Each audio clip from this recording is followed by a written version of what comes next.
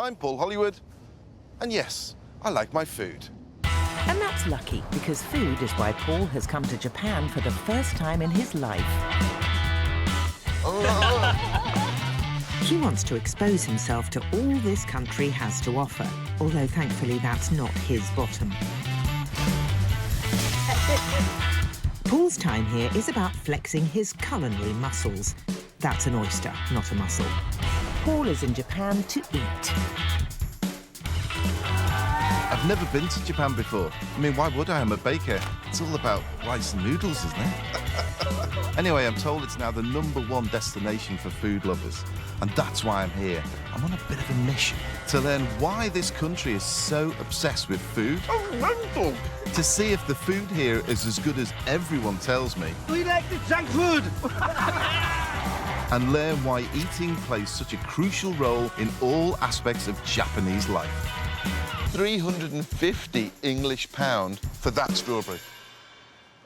Just think about that for a minute. And, you know, in a land of rice and noodles, baker Paul may even discover the odd bap or two. Bread is amazing. I'm loving it, I'm in heaven. Welcome to Japan, Paul Hollywood!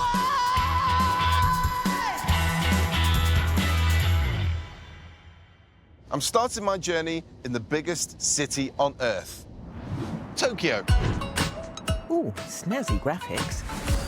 Greater Tokyo has over 38 million mouths to feed, and eating out is a way of life for the Edoko. That's what you call people who live in Tokyo, because this was originally a small fishing village called Edo. These days, Tokyo is paradise for food lovers. It has more Michelin stars than any other city in the world, and the Edoko have over 160,000 restaurants to choose from. Of course, when you find yourself in the middle of the world's biggest megacity, you could easily get lost. So for his first day here, Paul's got a guide, a comedian called Culinary, who knows and loves this city. Over there! Look there! Is that Godzilla? Godzilla, yes! The most famous Japanese actor! They'll be hanging out in Shinjuku. Crammed full of bars and restaurants, it's one of Tokyo's coolest neighborhoods. It's also home to half of the world's busiest railway station.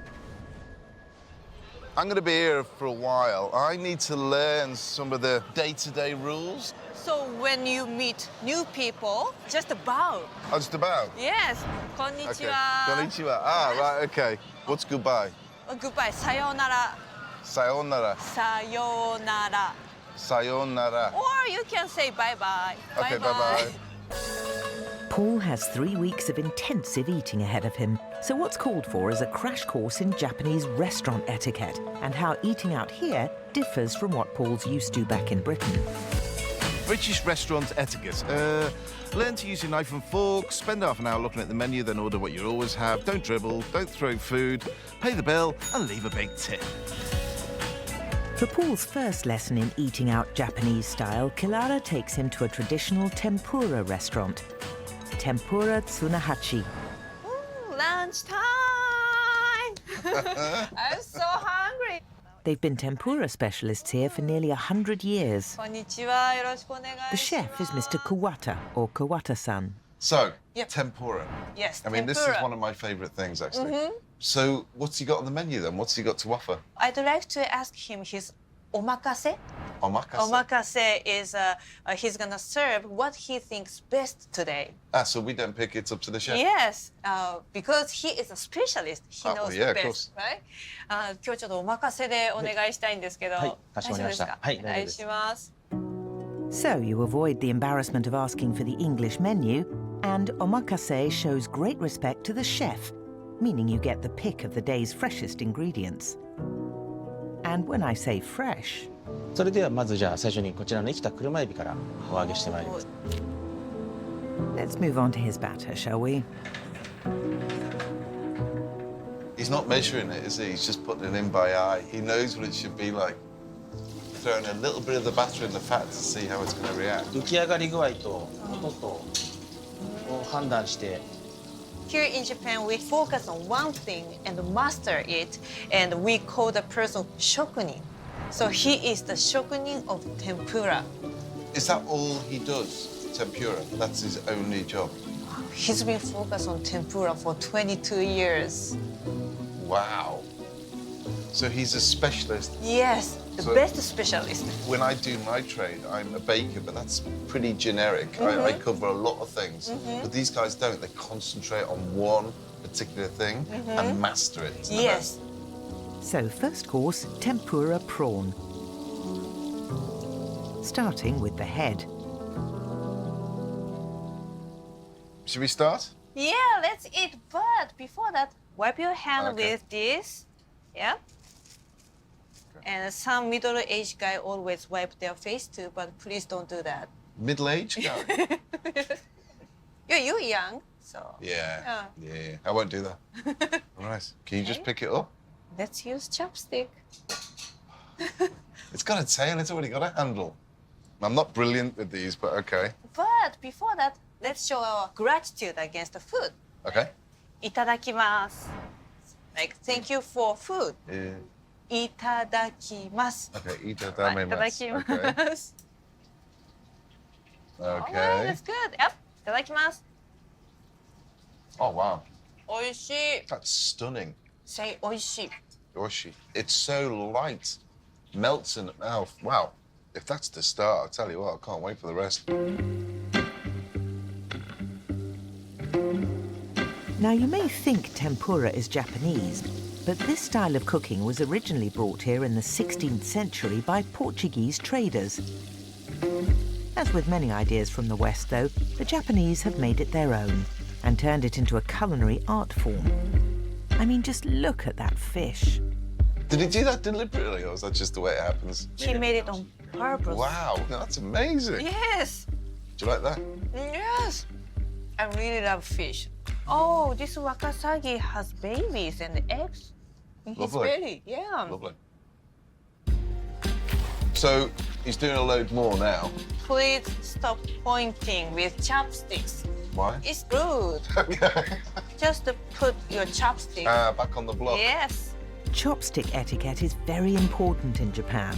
You don't point, you don't leave them in or on your bowl, you don't stand them up in food, and you definitely don't stab food with the... No, it's childish. Like a 5-year-old kid. Yeah, but No, 5-year-old it's kids in usually Japan, that. they're experts, aren't they? This is Yes. really, I'm really hungry. Yes. I reckon I could probably Please lose loads try of to weight grab in it. Japan. Because I couldn't get enough food into my mouth. Wow. I could have this every day. Arigato, chef. Osh. Thank Very you. oishi. That's fantastic. Absolutely beautiful. Final course, anago, or sea eel.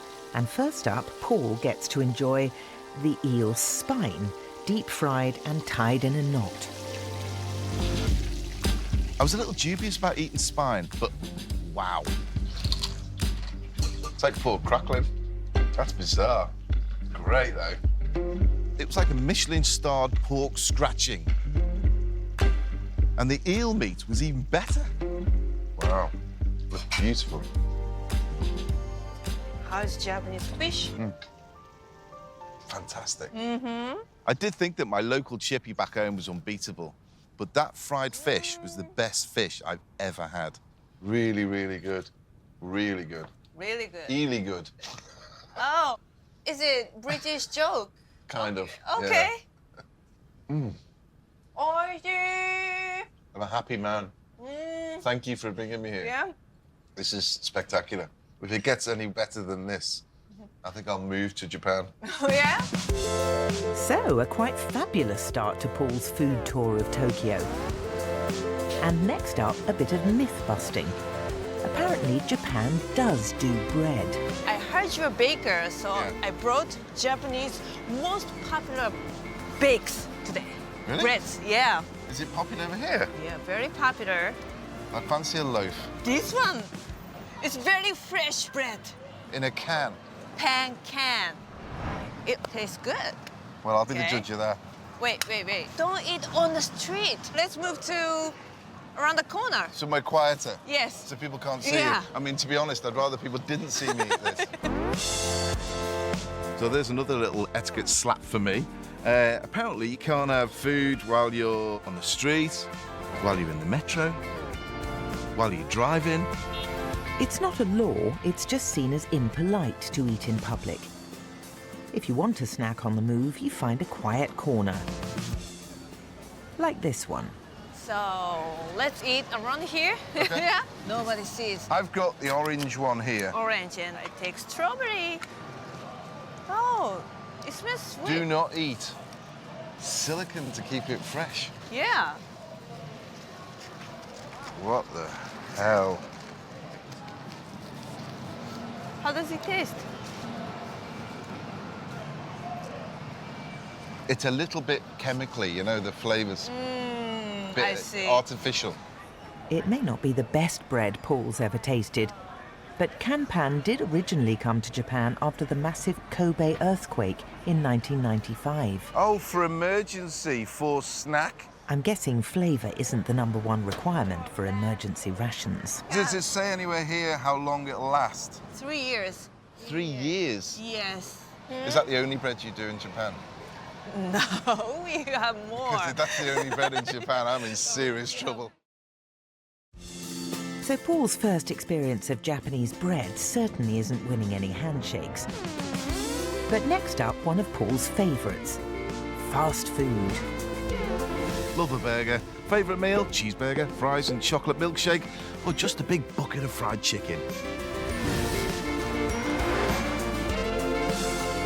Tokyo has more Michelin stars than any other city on the planet. Uh-huh. At the same time, I've seen a lot of the Western franchises, such as Yes. McDonald's. Yes. Wendy's, Burger King. Also, you know, KFC. Is that popular? Yeah, very popular, especially for Christmas. Yep, she's right, and this is brilliant. In 1974, KFC Japan promoted their fried chicken as the perfect Christmas meal. And the Japanese swallowed the idea hook, line, and chicken dipper. A lot of Japanese people think, oh, Western people eat KFC on Christmas Day. What? Christmas in Britain, you have turkey traditionally, or goose, Yeah? but certainly not a KFC. My God, it's a little embarrassing. Do you think I need to reveal it to other Japanese people? Do you know It's what? I very, think very that boat commercial. sailed. Interestingly, the big Western chains which dominate fast food worldwide don't have it all their own way in Japan. This advert is for Moss Burger, a homegrown Japanese chain that's right up there with Colonel Sanders and Ronald. Moss Burgers are big in Tokyo, and their popularity is spreading right across Southeast Asia. And one of their most popular offerings puts a very Japanese twist on the conventional burger. I mean, they've replaced the bread with rice to make it Japanese. Yeah, like a translation. It smells like sushi. Oh, yeah? It's a beef. I'm dying to see what this tastes like. Should be a little soy sauce tasted, right? Yeah. Don't drop any trashes, please. I'm not. It does work as a flavour. It really does. It tastes great. The quality is all there. But it's not very practical as a on-the-move food. The tempura we had at lunchtime, that was a Portuguese import. But you've done it again. You've got that classic Western food and turned it into something that's Japanese. I'm seeing a theme now in Japan. Just a great burger. Wow. Well, I've had a fantastic day today. Arigato. Thank you. どういたしまして。 But I'll do a You're Western one as well. welcome. Okay. Thank you very much indeed. Sweet. Thank Enjoy you. your burger. Yep. Thank you. いただきます。I'm eating on the street. That's Paul Hollywood off the Bake Off. He's in Tokyo on the first leg of a delicious Japanese food tour. His aim? To discover why this is the most food-obsessed nation on Earth. Oh, this wakasagi has babies and eggs in his Lovely. belly. Yeah. Lovely. On Paul's second day in Tokyo, he's heading upmarket. His mission today is to find the very, very best high-end posh nosh that this city has to offer. Tokyo is the richest city on Earth, and there are a lot of people here with a lot of money to spend. And when it comes to buying food gifts, the Japanese are prepared to spend a fair bit more than us Brits. Food gifts in the UK. Well, it's a bottle of something nice and a box of chockies, isn't it? I'll sometimes bake a cake. Paul's in Ginza district. It's like the Knightsbridge of Tokyo, packed full of upmarket shops and even more upmarket shoppers. At its heart is Japan's answer to Harrods, Isetan. Isetan's food hall is where Tokyo's richest residents come to buy food gifts. And they're not here to grab a bargain. I've just been doing some maths, and this little box here, which contains 5 dried prawns with 1, 2, 3, 4, 5, 6 prawn crackers. Guess how much that cost? 75 quid. Wow, 75 quid. Matsuzuka, beef, loin. Now let me work this out quickly. You're looking at £75 for 100 gram. Now, you normally get an 8-ounce steak, don't you? So you'd be paying, you've got to be joking. You'd be paying nearly 200 quid per steak. Wow. Gift giving is a very important part of Japanese culture, and the quality of what you give reflects the respect you have for someone. The food gift business in Japan is worth a staggering £30 billion each year. You're thinking, I'm going to go to someone's house. Bit of a celebration. Family get together. You think, I'm going to go and buy them a couple of melons. Oh, yeah, 230 quid. I mean, they're beautiful and all that, but 230 quid. Fruit is where the really big money's at in gift giving. For up to 600 quid, you can get a piece of fruit grown in a mould, so it has an interesting shape. You want perfect mangoes? Then you're talking up to £3,600 each. And the current record is a pair of Yubari melons which sold at auction for £35,000. Of course, if you enjoy paying a lot for your food, then a Michelin star or 3 is normally a good indicator of a high price tag in a restaurant. And as I think I mentioned earlier, Tokyo is home to 230 Michelin-starred restaurants. That's more than London, Paris, Berlin and Barcelona put together, and more than any other city on Earth. What's even more interesting is that Tokyo can be one of the cheapest places in the world to eat Michelin-starred food, unlike our own fair capital. A Michelin star is a guarantee of high quality, but it also tends to be a guarantee that you need to check your overdraft limit before booking a table. At my favourite Michelin-starred restaurant, you're staring down the barrel of 400 quid per person for a taster menu. I don't go there that often. While Tokyo does do expensive, this ordinary-looking ramen shop is one of the world's cheapest Michelin-starred restaurants. It's only got 12 seats, meaning when it's open, there's not even room to swing a noodle. So Paul has popped in out of hours. Konnichiwa. Saito-san? Saito desu. Lovely to meet you. Nakiryu's owner is Chef Saito. Bit of a Japanese Heston, isn't he? A bowl of his ramen noodles starts at just 850 yen. That's a Michelin-starred meal for under 7 quid. It smells amazing. It smells delicious. Yeah, fantastic. For the British person that's watching this at home, what is ramen? ラーメンラーメン難しい質問ですねイギリス人に説明するのちょっと難しいかなと思います Don't worry, I can help here. Ramen is noodles in a tasty broth, usually with some meat, seafood or tofu plopped on top. Think of it like a posh pot noodle. The key element, according to Chef Saito, is the broth, or dashi, which he spends 10 hours making fresh every single day. So what's gone into this dashi? 中には、今見えないんですけども牛骨と鶏ですねあと生の牡蠣が入ってます And how long has this been boiling for now? 今の時点でもう7時間半ですね Today, the last ingredients to go in are dried fish, wet fish, and a lot of seaweed. What happens at the end when you've finished to everything in there? そうですね丁寧にこし網でこしていきますここに入ってる材料は全て捨ててしまいますもう出汁としてもう出し切ってあるので味もしないし So all that he'll use from this massive pot is the liquid. Every chef in the world wants a Michelin star. How did it make you feel? まあ信じられないっていう本当に信じられない気持ちでいっぱいです。 It smells amazing, and for me to be here talking to a Michelin-starred chef, I can't wait to try your ramen. Ooh, nice noodle action. And so to the tasting. Paul is trying Chef Saito's celebrated spicy ramen with pork. Wow. And how good is it, Paul? Oh my God. ありがとうございます。 Thank you. It is absolutely stunning. You've got so many things going on in your mouth. Think of the best chicken soup you've ever had in your life. This is that on steroids. And these noodles look so delicate. Am I meant to slurp this? ぜひすすってください。 Yes? I'm useless with chopsticks with noodles. I'm going to make a real idiot out of myself.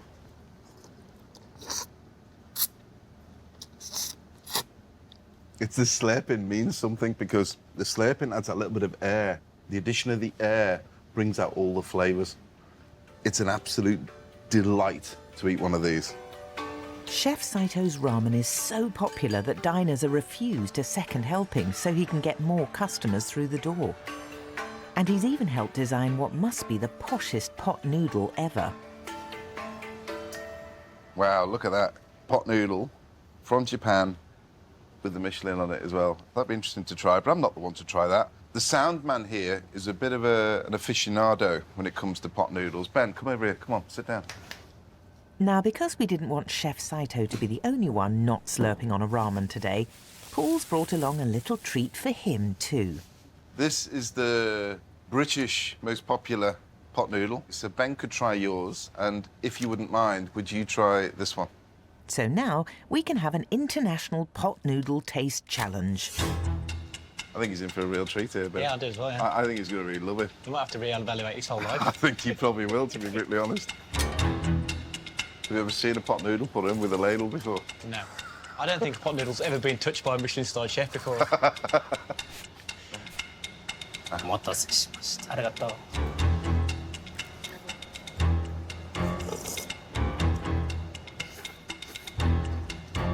He loves it, you can tell. Good. Is it? That's good. Is it better than the... I'm never eating one of them again. 自分で買って食べないな。 Well, I think Japan won that one. Can I have 10, please? Arigato. Thank you. Thank you. Right, come on, Ben, finish up, we've got to go. I'll take it with me. It's no wonder that Chef Saito has dipped his toe into a pot noodle. Every year, the Japanese eat 4 billion cup noodles, as they're known in Japan. And they're obsessed with them. Annually, millions flock to cup noodle museums. There are 4 of them across the country, and the newest is just south of Tokyo in Yokohama City.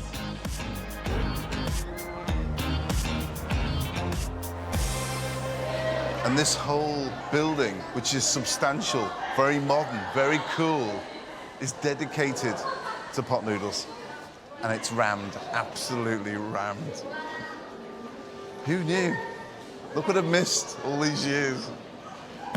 There's even a replica here of the chicken shed in which Japanese national hero Momofuku Ando invented the cup noodle as a way to alleviate post-war food shortages. That's him again in this collage, alongside probably the world's greatest ever female scientist and the man who came up with an equation to explain the universe. They really do rate cup noodles here. There's over 3,000 cup or pot noodles in here. Crazy, isn't it? At 95, Momofuku's last gift to the universe was the invention of a cup noodle that can be made in space. Great day out, you know, for the kids.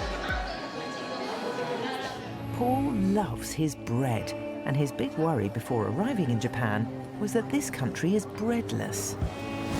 In the UK, bread is everywhere. It's part of our lives. When something's really good, we say, it's the best thing since sliced bread. In the Lord's Prayer, we don't say our daily rice or daily noodles. We say, give us our daily bread. And we sing, Bread of Heaven. I could go on. You know, after a life of baking, Paul's got a good nose for sniffing out a floury bap. I noticed when I've been going around Tokyo, actually, that they do have bakeries. And I saw queues going around the block on some occasion, early in the morning, waiting for these bakeries to open. Then I discovered that the oldest bakery in Tokyo is actually just around the corner from the hotel. Paul's hotel and the bakery are in Ginza district, the posh part where Paul saw those expensive melons. All the shops are upmarket here, including Tokyo's oldest bakery, Culinary, opened in 1869. It's taken me aback a little bit, to be honest, because I thought this was predominantly a rice-based culture, but I never expected to see that in Japan. And so we observe the Hollywood in his natural habitat. The quality here looks amazing. It's precision. It's the crumb structure. It's the look of it. I mean, I'm really genuinely shocked. And there's some stuff in here I really want to try, actually, because I've never seen them before. This one in particular. Could I try this one, please? We may be in here for a while. Now, this is melon bread with cream. Now, I've never seen anything like this. But what I'm curious to see is melon really has no inherent flavour. It'll be lost in a bread. It smells of melon.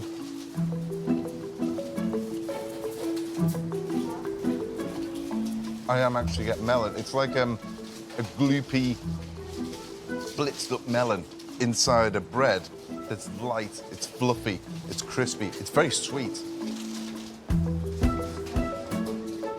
That's delicious. A lot of the bread I saw, actually, was very familiar to me, but it did have a slight twist. Now, if you look at that there, it's a Danish pastry with cheese inside it. Actually, I prefer that over the custard. That's crazy. Can I try a scone? Plain scones. Bet they fly off the shelf. Now, the secret is, with a good scone, is the shine on the top, nice and straight to the sides, and a decent amount of raisins in there. I'm in Tokyo. I'm eating something that comes straight from the Queen's afternoon tea menu. I mean, that is staggering. Natural split down the middle. Smells like a scone.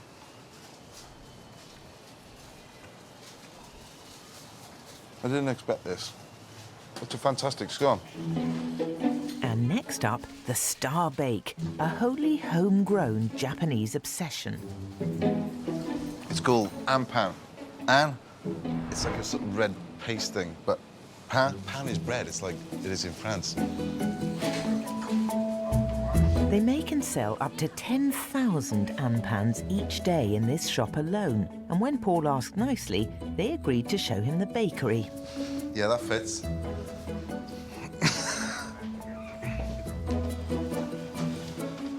The dough for anpan takes 60 hours to make. Now that's a slow rise. Then each morning they do the rest in here, kneading, rolling, filling them with red bean paste and baking thousands of them. The flour is wheat flour. Bread flour, Bread flour. Ah, okay. 塩と砂糖、 Yeah. egg, Egg. あとバター。 So it is basically an enriched dough. And the bean paste is going in the middle. はい。 It's a bit like a brioche. And then you egg wash the top. あ、塗ります。 Yeah. And then in the oven. はい。 How long in the oven? 8 minutes. 8 minutes. The Japanese eat around 5 million anpan every day, and it was in this very shop that anpan was invented by a retired samurai, Yasube Kimura, in 1874. And so to the tasting bit. He's good at this. About 20 years ago, I was in this academy of bakers. And we get offered jobs all over the world. And jobs were being offered for me in Japan. And I was thinking, they don't make bread. How wrong was I? I could have been living here now. Making anpan. This is going to be interesting.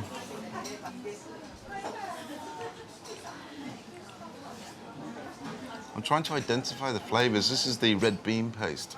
It's got the texture, a little bit of a kidney bean. Remember fig biscuits when you were a kid? And you got that chew. That's what it's like inside there. A hint of cinnamon in there as well. The bread is brioche-like, but it's also like the softest floury bap that you've ever had in your life. They're really tasty. They're quite Moorish, actually.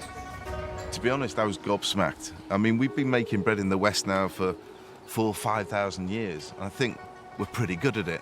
However, the Japanese have only been making it for 150 years or so, and they've mastered it already.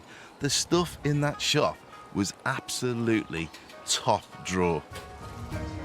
I'm impressed. Whatever they touch, they make the best of. So, after placing a big happy tick next to baking on his Japanese bucket list, Paul heads off for dinner in Shibuya. This bit of Tokyo is most famous for the world's busiest pedestrian crossing, where up to 2,500 people cross every time the little man goes green. It's also home to the other half of the world's busiest railway station. Paul, though, will be all alone tonight at Ichiran Ramen, part of a restaurant chain where you eat in solo dining booths, massively popular in Japan. What you do here? But a very alien concept for a sociable Brit like Paul. Eating out in Britain is all about being with people. It's a shared experience with family and friends, chatting, gossiping, and laughing about Brexit, religion, or Love Island. The thing is, Japan has a population crisis. There are a lot of old people, a drastically dropping birth rate, and over 15 million Japanese live alone. Dashi richness, garlic. In a city where the work ethic leaves little time to socialise, fewer and fewer young people are finding it possible to easily make friends or find partners. Go with medium. And so a whole ecosystem has grown up to cater for them. This chain alone has over 70 solo dining restaurants right across Japan.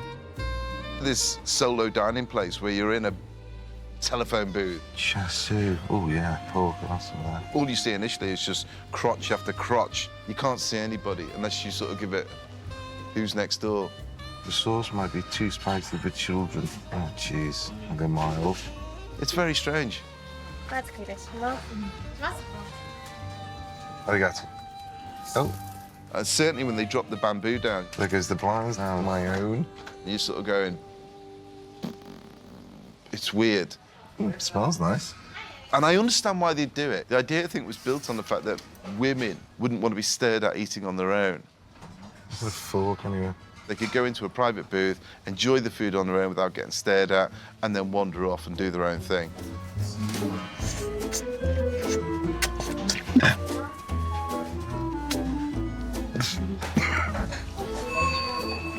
Nice water.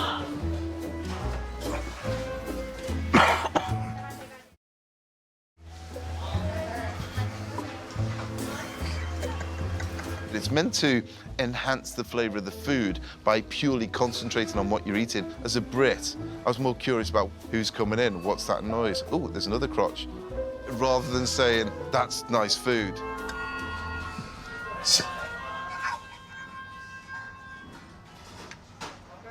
It's all these strange noises. It's just really bizarre. Eating, for me, is a sociable thing. So the thought of being in a booth on your own, I'm not so sure. You know, at the end of the day, Japan generally has got a problem with its population. They're trying to get the average births per family from 1.4 up. Going to a separate solo dining area is probably not the best thing to do for the country. You probably need to meet people. Like a perfectly baked sponge, Paul Hollywood has risen to the challenge of eating his way across Japan and has reached his final day in the massive megacity of Tokyo. Now, you may know that Paul likes his cars, so we arranged for him to spend his last day driving himself around Tokyo in a go-kart, dressed as a Ninja Turtle. Like I'm in some sort of weird dream. Paul's taking a karting tour of Tokyo. Can you imagine them letting you drive go-karts around the streets in London or Liverpool? I mean, The closest thing you've got is an open-top red bus. Safer, yeah, but no fun. These tours are hugely popular, and everyone who goes on one gets to dress up as their favourite cartoon character. Paul's companion for the day, however, has come in his own clothes. He's a man called Ladybeard. Tailgate! Tailgate! Tailgate! Sunday driver! Ladybeard is, as you can see, an excitable cross-dresser.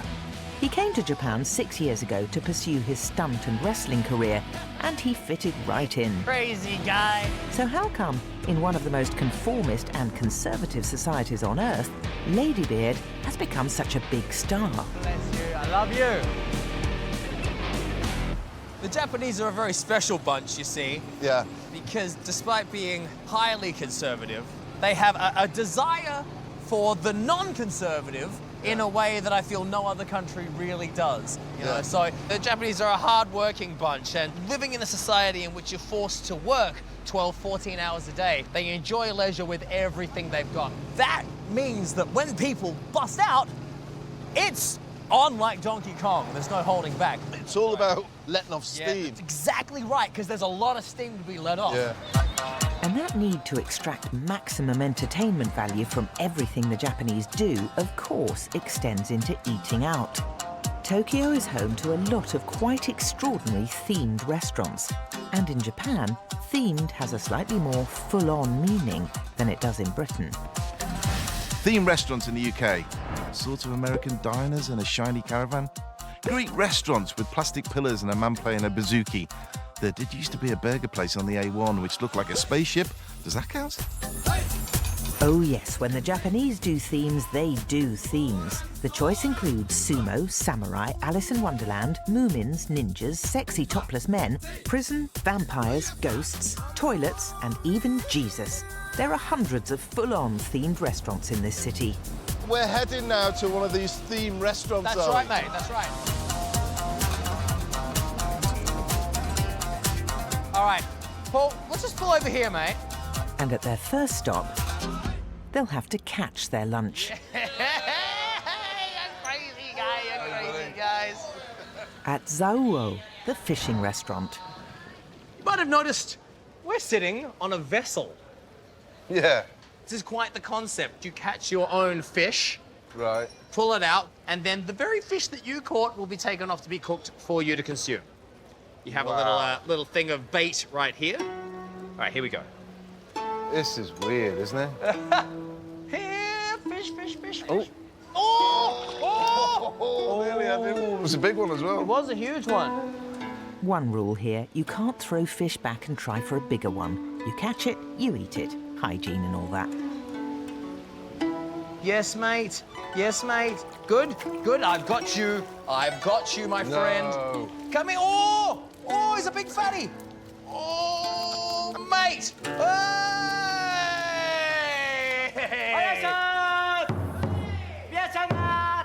Ladybeard's netted a madai, or red sea bream. Hello, madam. Thank you very much. Yo, up! Look at that, Paul Hollywood. Yes! That was amazing! A few minutes later, that fish that we caught turned up on a plate as sashimi. Holy moly, that's fantastic. That's a lot of fish. Look at the presentation on this. All right. Let's give it a Here go. we go. Itadakimasu. It's not bad. Yeah. It's fresh. It's fresh. I mean, I find that a delicacy, and the fact that you have to fish for it, it's a great idea. Great fun. Of course, after a massive plate of raw fish, the best digestif High five, Paul Hollywood. is a bit more urban karting.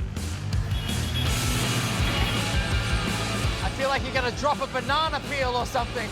Maybe slow. Whoa! I should add, this has absolutely nothing to do with that very famous game, Mario Kart. No relation to Nintendo! None! Next stop for our costume crusaders, Rio, a puppy cafe. And dog lover Paul is clearly in heaven.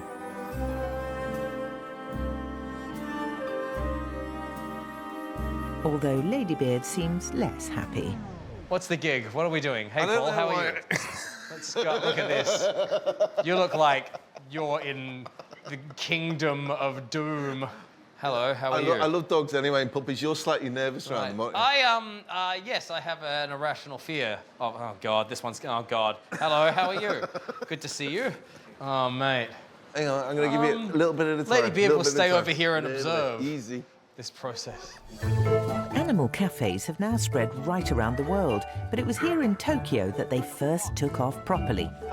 And if, like Ladybeard, you're scared of puppies, you can find cafes filled with micro-pigs, penguins or owls. I'm not sure how you would really have this experience with an owl. All the dogs are actually therapy dogs and they're used in hospitals and care homes, although I don't think Ladybird was finding it at all therapeutic. You've done really well, mate, considering you don't like puppies. So we didn't even order a cup of tea, we just left. How do I prevent the dogs from leaving? Oh God, this one's trying to kill me. I'm just gonna go over the top like this. Oh, jeez, what a view. You didn't pay for that, Paul Hollywood. Paul Hollywood didn't pay for that.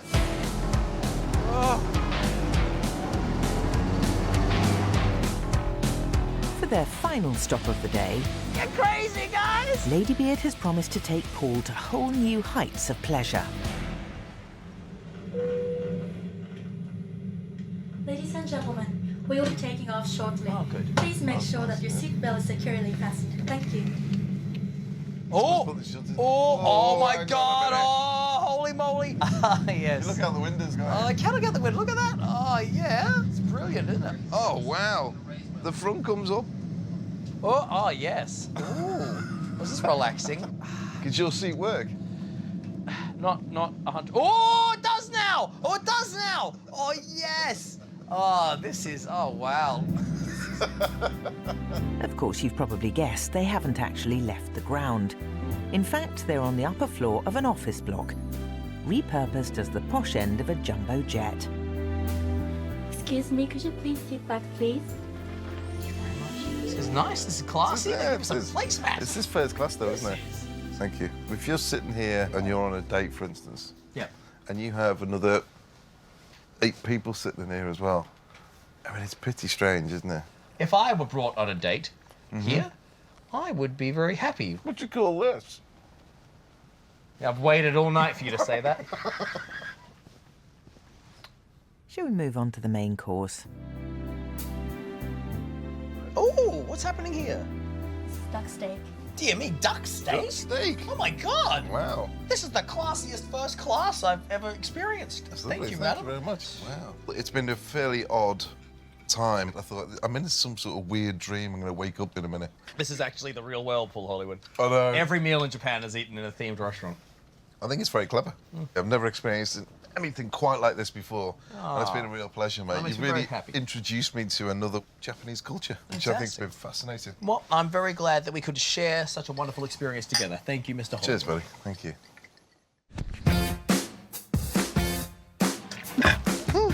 And that's it. An extraordinary first week in Japan, and Paul hasn't even left Tokyo. I've learnt a lot, and I haven't even left the voiceover booth.